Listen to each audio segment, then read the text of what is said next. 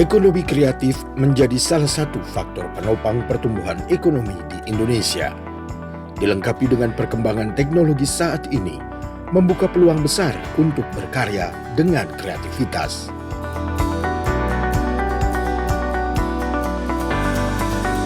Politeknik Negeri Media Kreatif hadir memenuhi kebutuhan tersebut. Berada di ibu kota DKI Jakarta, Polimedia melahirkan lulusan berbasis produksi dan wirausaha. Sejak berdiri tahun 2008, kini sudah ribuan lulusan tersebar di sektor ekonomi kreatif. Dalam menjalankan tugasnya mencetak generasi unggul, Polimedia menerapkan nilai budaya yaitu kompeten, responsif, etik, akuntabel, terpercaya, inovatif, dan futuristik. Polimedia saat ini memiliki 15 program studi, jenjang Diploma 4 dan Diploma 3. Program studi dengan jenjang D4 atau Sarjana Terapan antara lain Desain Mode, Teknologi Rekayasa Multimedia, Teknologi Permainan, Animasi, Pengelolaan Perhotelan, serta Film dan Televisi. Program studi di Polimedia dengan jenjang Diploma 3, Teknik Grafika, Teknik Kemasan, Teknik Pemeliharaan Mesin, Desain Grafis, Periklanan, Penyiaran, Penerbitan, Fotografi, dan Seni Kuliner. Selain program studi di kampus utama Jakarta, Polimedia memiliki program studi di luar kampus utama atau PSDKU di Medan dan Makassar. Mendukung Merdeka Belajar Kampus Merdeka, Polimedia telah menjalin kerjasama dengan industri di berbagai sektor. Dengan semangat mengembangkan sumber daya di industri kreatif, serta mendukung pengembangan ekonomi kreatif, Polimedia terus berbenah diri agar menjadi lembaga pendidikan tinggi vokasi yang terkemuka dan unggul di bidang industri kreatif pada tahun 2030 di Asia Tenggara. Momentum perubahan menuju Polimedia bangga semakin kreatif.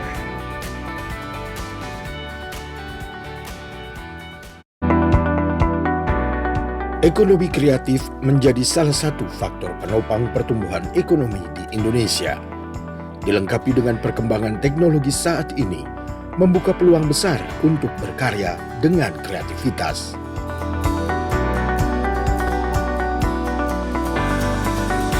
Politeknik Negeri Media Kreatif hadir memenuhi kebutuhan tersebut. Berada di ibu kota DKI Jakarta, Polimedia melahirkan lulusan berbasis produksi dan wirausaha.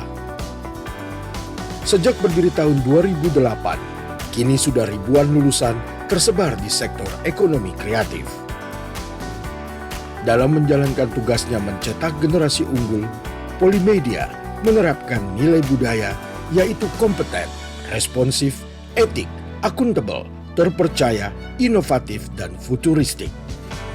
Polimedia saat ini memiliki 15 program studi, jenjang Diploma 4 dan Diploma 3. Program studi dengan jenjang D4 atau Sarjana Terapan antara lain Desain Mode, Teknologi Rekayasa Multimedia, Teknologi Permainan, Animasi, Pengelolaan Perhotelan, serta Film dan Televisi.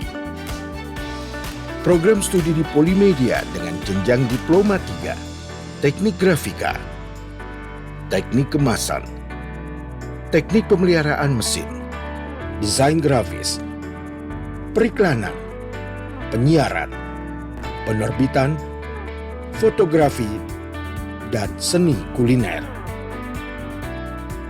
Selain program studi di kampus utama Jakarta, Polimedia memiliki program studi di luar kampus utama atau PSDKU di Medan dan Makassar. Mendukung Merdeka Belajar Kampus Merdeka, Polimedia telah menjalin kerjasama dengan industri di berbagai sektor.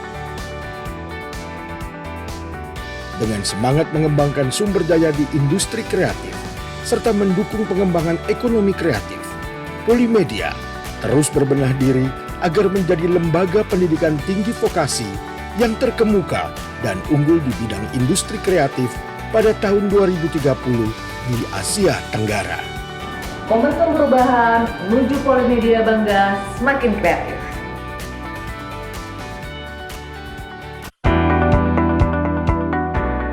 Ekonomi kreatif menjadi salah satu faktor penopang pertumbuhan ekonomi di Indonesia. Dilengkapi dengan perkembangan teknologi saat ini, membuka peluang besar untuk berkarya dengan kreativitas.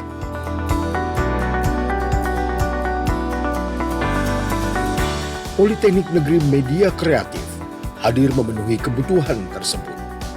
Berada di ibu kota DKI Jakarta, Polimedia melahirkan lulusan berbasis produksi dan wirausaha.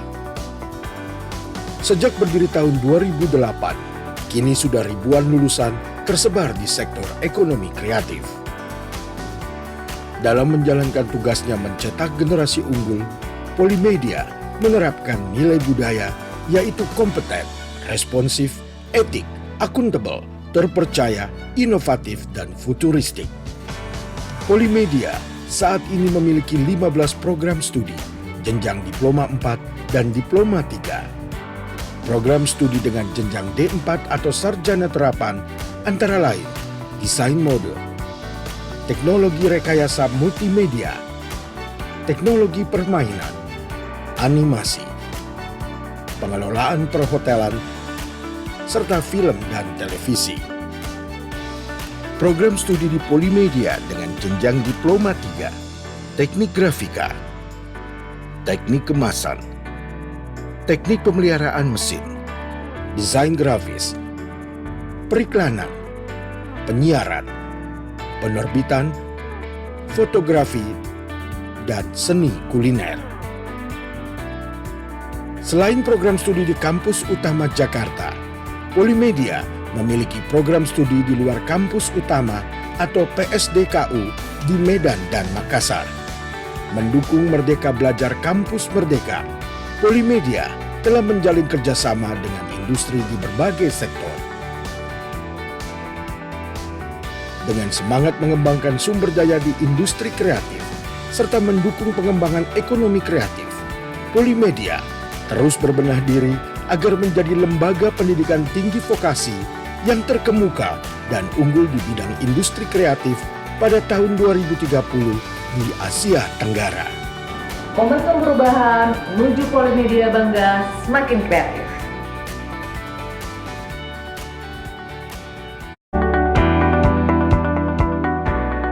Ekonomi kreatif menjadi salah satu faktor penopang pertumbuhan ekonomi di Indonesia. Dilengkapi dengan perkembangan teknologi saat ini, membuka peluang besar untuk berkarya dengan kreativitas.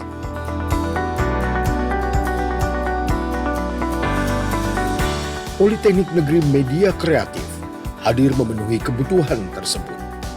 Berada di ibu kota DKI Jakarta, Polimedia melahirkan lulusan berbasis produksi dan wirausaha. Sejak berdiri tahun 2008, kini sudah ribuan lulusan tersebar di sektor ekonomi kreatif.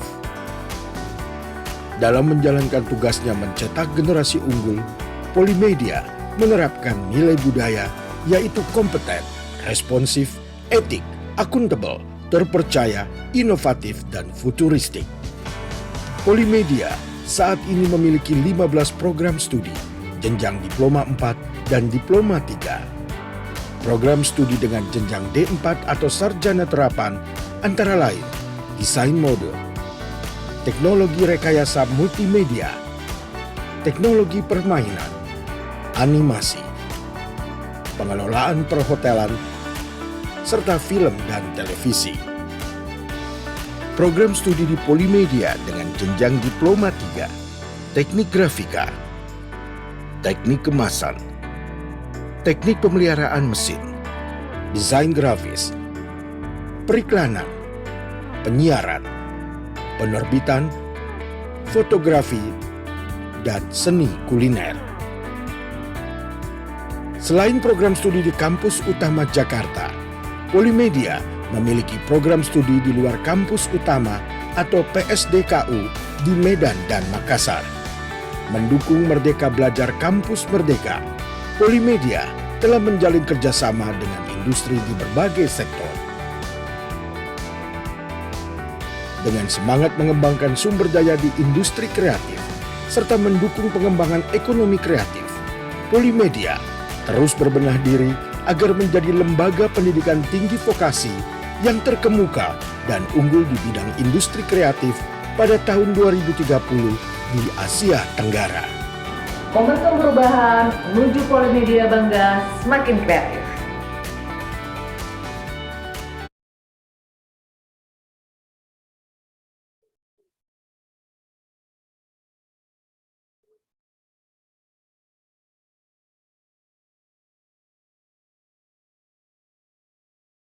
Oke, Assalamualaikum warahmatullahi wabarakatuh. Selamat siang semuanya. Mbak Ampriyanti, apakah sudah bergabung? Sudah. Sudah ya? Ya. Oke, saya bikin jadi spotlight. Oke, mungkin bisa kita mulai aja ya Mbak Apri.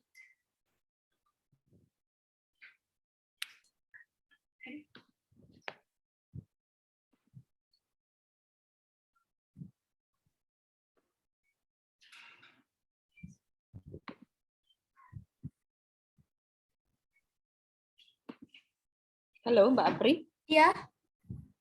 Nggak kelihatan mukanya. Apa ini jaringan saya ya? Oh iya, maaf, kameranya belum dibuka. Oke, apa kabar Mbak? Baik, alhamdulillah Ibu. Oh, Ibu alhamdulillah. bagaimana kabarnya? Baik, oke. Kita mulai aja ya. Bismillahirrahmanirrahim. Assalamualaikum warahmatullahi wabarakatuh. Selamat siang semuanya. Salam sejahtera untuk kita semua. Pertama-tama, mari kita panjatkan puji dan syukur kehadirat Allah Subhanahu wa taala atas ridho dan rahmatnya sehingga kita bisa berkumpul secara virtual dalam sesi sosialisasi program klub literasi sekolah yang diadakan oleh Siamio Kitab in Language yang merupakan asosiasi dari Kementerian Pendidikan dan Kebudayaan di wilayah Asia Tenggara. Dan Siamio Kitab in Language ini khusus untuk kebahasaan. Nah, kebetulan Siamio Kitab in Language ini sedang membuka program namanya program Klub Literasi Sekolah, dan untuk tahun ini itu adalah angkatan kedua. Nah, di angkatan pertama ada Mbak Apri yang sudah berhasil lolos seleksi dan juga mendapatkan pembiayaan dari program Klub Literasi Sekolah angkatan 1. Nah, bagaimana prosesnya dan ceritanya mungkin nanti akan di-share oleh Mbak Apri. Mbak Apri ini mahasiswa dari penerbitan ya? Iya, penerbitan 6D. Tahun 2021 kemarin baru lulus. Oh, baru lulus. Oh, oke. Oke. Kemarin klub literasi sekolahnya selama berapa bulan? Selama 4 bulan itu udah termasuk training deh kalau nggak salah. Soalnya sebelumnya itu kita kan harus seleksi dulu tuh. Habis itu untuk magangnya itu hampir 4 bulan. Okay. Saya lupa sih, agak 5 bulan deh kayaknya seluruhnya. Dan itu dikonversi ke nilai PI? Ya. Oke. Mungkin bisa dimulai ininya pemaparannya, presentasinya. Kalau teman-teman ada pertanyaan nanti tinggal di tulis di chat aja atau nanti bisa raise hand untuk saya tunjuk. Terima kasih. Terima kasih Ibu. Oke, selamat siang semuanya. Gimana nih kabarnya? By the way, suara saya terdengar menjelaskan? Terdengar. Dengar, Bu. Oke, baik. Sebenarnya untuk session kali ini saya lebih ke sharing-sharing aja sih. Ini untuk yang join di sini itu yang ikut program KLS atau bagaimana? Ini yang Putri Melsi, Irma Wati Masuki, terus Noval dan lain-lain. Itu mengikuti program KLS atau bagaimana? Ini, Bu. Bukan, Kak. Oh, bukan. Kak, mereka Yang kalau yang lain? pengen tahu seperti apa sih ini KLS. Mereka tuh mungkin ada butuh sedikit gambaran KLS ini tuh gimana sih prosesnya, seleksinya, kemudian kirain konversinya gitu. Oke. Kita sharing-sharing aja ya sepengalamannya aku gitu selama join di KLS di klub literasi sekolah batch 1. Jadi pas tahun lalu itu sebenarnya saya mengikuti seleksi. Jadi itu seleksinya selama seleksi itu 2 minggu. Cuma selama 2 minggu itu online, full online. Terus halo Ibu, orang-orang yang ahli dalam program tersebut sesuai dengan peminatannya gitu. Nah, untuk selama saya KLS itu kan selama 4 bulan, itu saya juga jatuhnya itu lebih kayak, ya kita kan itu jatuhnya mahasiswa pembimbing ya gitu. Jadi saya ketemu orang-orang banyak, walaupun online, dan siswa-siswa. Dan kebetulan saya juga ketua klaster dari Putu Wijaya. Jadi saya itu ketua klaster di Sumatera Utara. Jadi saya bisa saya juga bisa berinteraksi dengan pihak pusatnya. Jadi sebagai jembatan gitu loh. Nah, selama KLS itu juga saya mungkin memaparkan dokumentasi sedikit ya. Ini saya share screen. Silakan, tadi saya terpental, mohon maaf. Di sini saya lagi di kampus, jaringannya kurang stabil. Iya, nggak apa-apa. Ini share screen-nya. Oh, saya nggak bisa share screen. Sebentar. Oke, sudah bisa.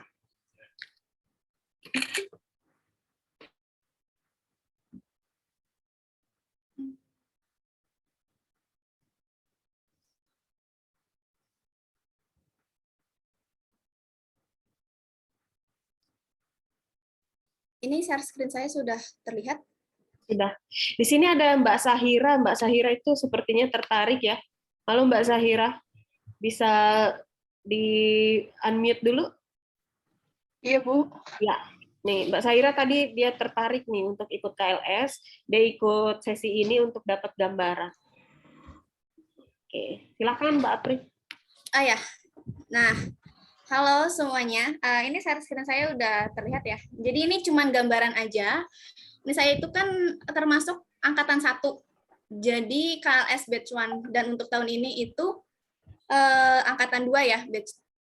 Jadi nah, ini sekilas untuk dokumentasi aja karena kan nggak terlalu banyak untuk dokumentasinya dan kebetulan emang ada masalah untuk di laptop saya. Jadi yang ada ini ketika saya dan tim melakukan pembimbingan kepada siswa. Jadi tahapnya itu selama kita seleksi pembimbingan dengan orang yang ahli di bidangnya, jadi kita sebagai mahasiswa itu harus mempunyai rencana mengajar.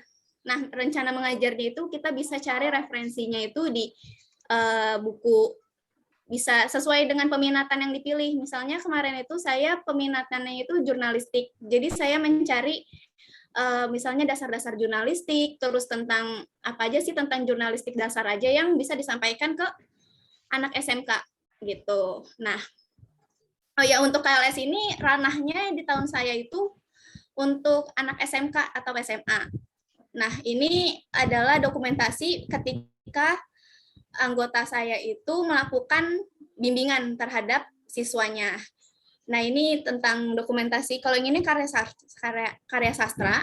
Jadi kita melalui JIMIT dan untuk keseluruhannya itu dari KLS itu ada jadwalnya tersendiri. Misalnya karya sastra seminggu sekali, misalnya hari Rabu, jurnalistik hari Selasa, sama drama misalnya hari Senin. Jadi selama saya kemarin di KLS itu jadi pertemuannya itu selama seminggu sekali. Walaupun seminggu sekali juga tuh kita harus sharing gitu karena untuk bimbingan di hari selanjutnya gitu. Persiapan bimbingan di hari selanjutnya. Nah, ini untuk dokumentasi selama saya KLS. Dan kenapa anak-anak kayak gini mengacungkan dengan logo kayak gini, ini namanya logo literasi. Jadi L gitu, literasi pakai tangan kanan. Nah, ini untuk dokumentasinya. Ini selama saya KLS 4 bulan ya. Ya, 4 bulan. Nah, ini untuk produknya, produk KLS.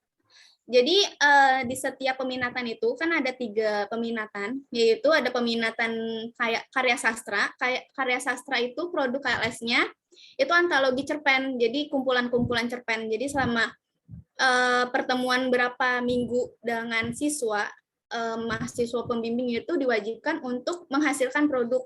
Jadi kita selama bimbingan kepada siswa kita udah ngasih tahu kalau misalnya nanti kita memiliki produk yang bisa dijadikan, kalau untuk siswa itu apa ya, kenang-kenangan sih jatuhnya, kayak portofolio untuk nantinya dia untuk diri dia sendiri atau untuk sekolahnya. Nah, untuk yang di karya sastra ini adanya produk produk KLS-nya itu antologi cerpen. Nah, untuk yang jurnalistik itu buletin. Buletin ini lebih ke apa ya, tulisan futur yang tentang apa aja, pokoknya tentang jurnalistik. Kalau misalnya cerpen ini lebih ke fiksi ya. Jadi kalau cerpen itu ke fiksi, kalau misalnya jurnalistik itu ke non fiksi. Kalian udah pasti udah tahu kan perbedaannya cerpen sama jurnalistik gitu. Nah, aku pengen nunjukin satu untuk produk KLS yang dari drama. Jadi ini dari salah satu grup aku. Ini dia itu membuat drama. Drama, ini kalian bisa tonton. Ini kelihatan ya.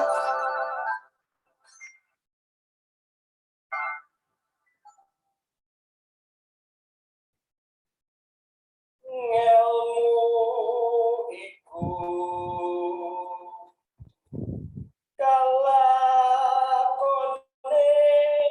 kanthi laku lekase lawan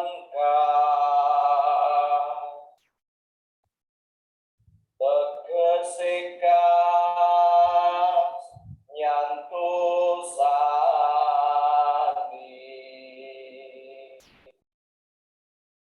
Setyo Putyo Pangekesi Tur Angkara.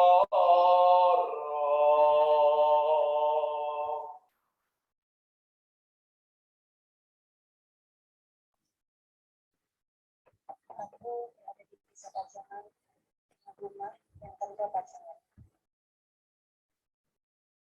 Aku membuat buku pasang di rumah. Apakah kisah ini hanya pasangan?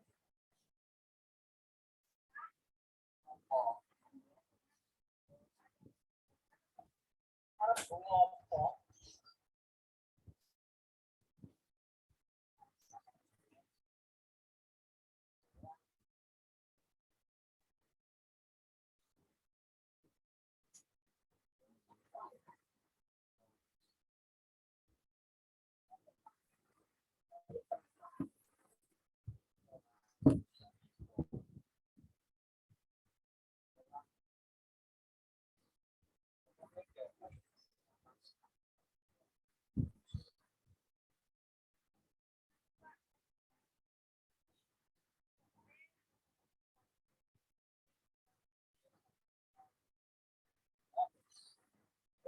Jadi kau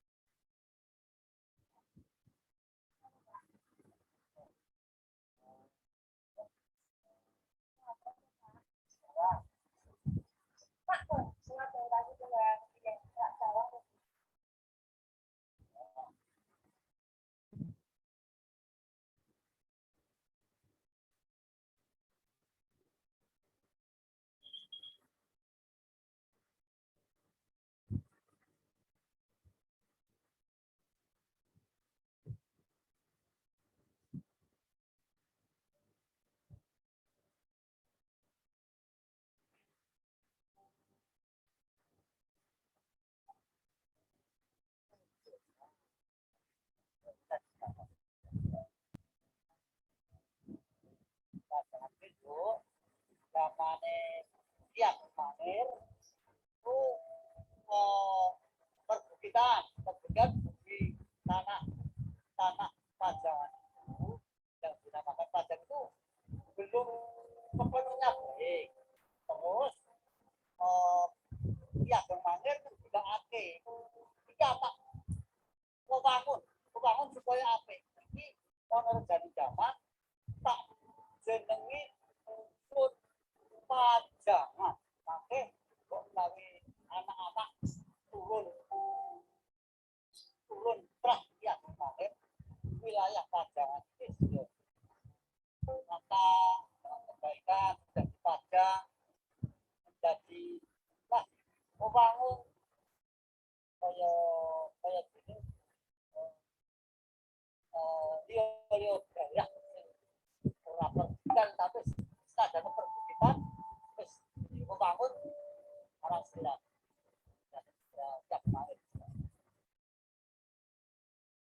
kabeh sinetron asane pengiran mau semua agung saiki memang itu Mbak tanah udah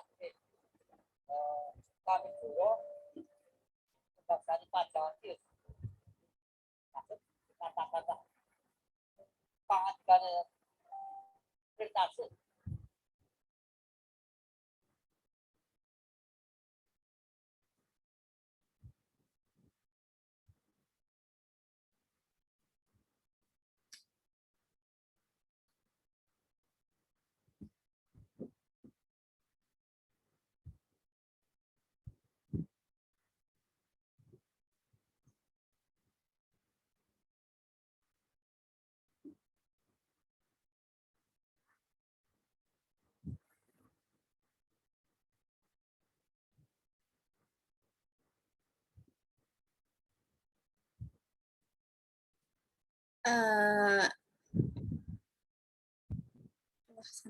Ya, gimana? Maaf. Gimana sih caranya? Oke, untuk dramanya itu yang bikin skripnya siapa? Untuk skripnya itu jadi kita gimana ya? Mahasiswa sama siswa. Oke. Mahasiswa itu lebih mengarahkan gimana sih caranya bikin skrip drama kepada siswa, karena kan siswa juga lebih kayak ekstrakurikuler gitu untuk di luar sekolah. Karena kan siswa juga mungkin mengetahui drama cuman dapat misalnya dari pembelajaran bahasa Indonesia, cuman belum mengerti gimana caranya bikin skrip. Nah, itu tugas mahasiswa untuk mengembangkan skill-nya mereka lagi gitu. Iya. Tapi nanti ada pembimbingan dari dosen juga? Dosen bahasa Indonesia atau memang murni mahasiswa yang mendampingi siswa SMK-nya, kemudian nanti mereka yang membuat karya? Kita sebagai mahasiswa itu lebih jatuhnya itu kita nggak ada dosen. Kita yang sebagai membimbing siswa, tapi dari setiap sekolah itu ada guru pendamping untuk mendampingi siswa saja. Jadi jatuhnya itu kita sama-sama belajar sih. Jadi mahasiswa belajar untuk jadi mahasiswa pendamping dan siswa belajar untuk mendapatkan yang lainnya gitu dari mahasiswa. Jadi semuanya tetap dari mahasiswa. Oke, jadi mahasiswa ini berperan penting sebagai pembimbing ya. Jadi ini kesempatan emas buat teman-teman, misalnya yang memang passionnya itu adalah berbagi ilmu, mengajar, mendampingi adik-adik. Itu kan sebenarnya gap year-nya kan cuma 3 tahun ya, adik 3 tahun atau 4 tahun lebih muda ya. Iya. Ya kan, itu membimbing adik-adiknya untuk membuat karya-karya, itu bisa ikut nih untuk klub literasi sekolah. Jadi kalian hanya mendampingi sebenarnya ya. Dan juga memberi masukan. Kapan lagi coba ide-ide kalian tuh bisa dituangkan ke klub literasi sekolahnya. Iya. Ya. Seru kok, maksudnya karena programnya baru juga, jadi banyaklah pengalaman-pengalaman yang menarik walaupun online gitu. Mungkin kalau trouble-nya, ya kalau misalnya trouble pasti ada, cuman kalau misalnya untuk pengalamannya itu cukup keren banget karena kita bisa ketemu sama siswa yang nggak cuma tinggal di Jakarta, tapi bahkan di luar pulau gitu. Maksudnya kan KLS ini seluruh Indonesia ya, gitu. Jadi kita bisa ketemu sama orang-orang yang baru, terus orang-orang yang emang ahli dalam bidangnya. Jadi bisa buat pengalaman kita sendiri juga untuk terus kita juga bisa berbagi pengalaman kita kepada orang lain gitu. Oke. Nah, motivasi dari Mbak Apri untuk ikut KLS ini sendiri sebenarnya apa? Sebenarnya kalau misalnya itu saya emang suka sih sebenarnya karena kan kebetulan saya juga aktif di Pers Kampus Ketik. Jadi kebetulan juga saya waktu itu ditawarkan. Nah, emang kebetulan juga saya emang punya basic yang emang suka mengajar gitu. Maksudnya adalah dulu basic untuk suka mengajar siswa gitu. Dan ya udah akhirnya saya mengikuti seleksi dan terterima gitu, dan keterimanya dengan peminatan jurnalistik yang sesuai dengan background saya gitu. Jadi motivasinya itu lebih saya tuh emang ingin mengembangkan literasi di Indonesia, nggak cuma di Jakarta aja. Jadi setiap siswa bisa mengetahui tentang jurnalistik walaupun dasar-dasarnya aja. Jadi untuk pembekalan suatu saatnya nanti kalau misalnya dia menjadi seorang jurnalis atau misalnya yang bekerja yang emang minat untuk di jurnalistik tapi nggak tahu gimana caranya belajar. Ya, ini kan untuk jurnalistik. Teman-teman di sini tuh kayak Zahira, dia dari desain grafis. Kemudian Mbak Putri Melsi tadi, Putri Melsi apa masih di sini? Oh, udah. Itu dari multimedia. Apakah yang ada prodi-prodi kita yang ada di Polimedia lainnya itu bisa tetap ikut berkontribusi gitu? Tapi dengan cara apa misalnya Mbak Apri? Kalau menurut saya sih bisa aja, karena kan setiap orang itu punya kemampuan masing-masing ya. Maksudnya walaupun emang jatuhnya nanti agak melenceng sedikit, misalnya nanti multimedia dia nggak belajarnya itu nggak tentang jurnalistik atau mungkin nggak drama atau karya sastra, cuman mungkin dari mahasiswa Polimedia ini dengan jurusan multimedia mungkin bisa mengembangkan lagi, karena kan kita juga bisa berkembang ya. Jatuhnya kita nggak disuruh dah sana ngajar aja siswa gitu kan, nggak gitu, karena kan sebelumnya kita melakukan seleksi gitu, seleksi dan kita dibimbing sama pihak syakilnya gitu. Jatuhnya kita ada pembekalan, jadi nggak langsung disuruh ngajar, nggak gitu. Waktu itu saya juga pembekalan selama 2 minggu itu cukup banyak banget, menarik, karena dari pagi sampai sore jam 3 itu sama aja kayak kita kuliah gitu jatuhnya. Kita selama pembekalan seperti itu. Jadi kalau misalnya nanti outputnya emang agak beda ya. Cuman apa ya? Saya agak bingung sih. Maksudnya kalau misalnya multimedia itu outputnya apa? Cuman mungkin kalau desain grafis mungkin mahasiswanya bisa mengajarkan gimana nih caranya desain ke anak-anak, ke siswa yang dasar-dasarnya aja gitu. Jadi bisa berbagi pengalaman. Kalau misalnya multimedia juga, kalau misalnya belajar tentang penulisan atau desain pun bisa. Jadi jatuhnya outputnya emang nggak terlalu banyak sesuai dengan prodinya, tapi ada yang bisa menarik perhatian untuk siswa lah gitu. Tapi itu bisa buat sekali lagi buat laporan PI ya? Bisa gitu. Awalnya juga saya ngiranya nggak bisa karena teman-teman kan mungkin bilangnya harusnya kalau saya kan penerbitan harus di penerbitan gitu. Harus yang begini-begini, awalnya juga agak takut. Cuman saya percaya diri aja karena sebelumnya tuh saya nanya ke dosen saya, bisa, dan saya nanya juga ke Syakil kalau misalnya bisa dikonversikan ke nilai magang gitu. Terus akhirnya ya bisa, karena walaupun mungkin beda dengan apa yang mungkin diseharuskan dari penerbitan gitu, cuman pada akhirnya outputnya saya hampir sama dengan yang dikonversikan untuk PI gitu. Walaupun saya jatuhnya ini lebih ke mengajar ya, jatuhnya kayak kampus mengajar gitu. Oke. Oh iya, ini mirip-mirip kampus mengajar sebenarnya. Iya, karena emang di bawahnya kampus mengajar, Bu. Oh, oke. Oke, kampus mengajar ya.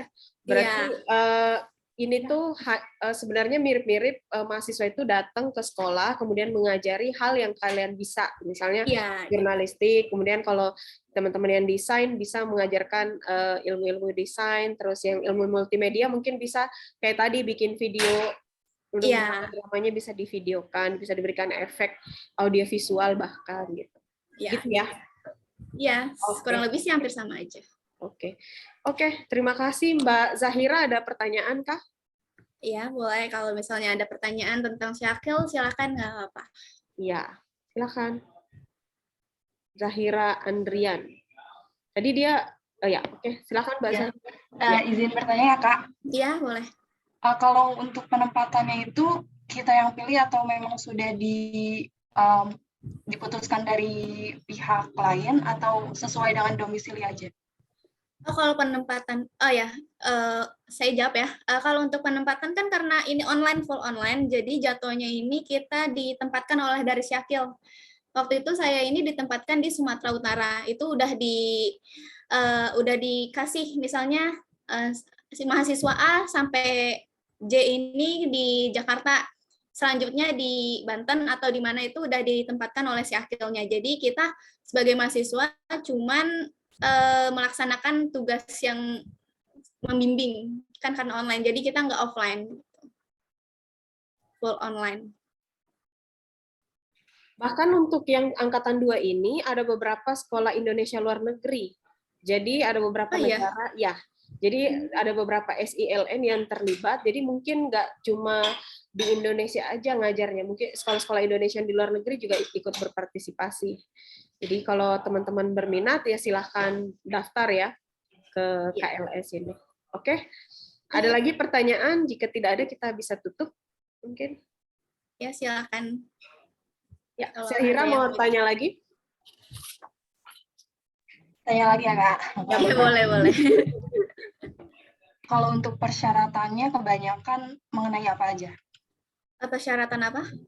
Persyaratan kayak buat daftar sama mengajarnya, gitu. Kalau persyaratan, kalau waktu itu tuh aku seleksi jatuhnya. Kalau persyaratan khusus nggak ada sih.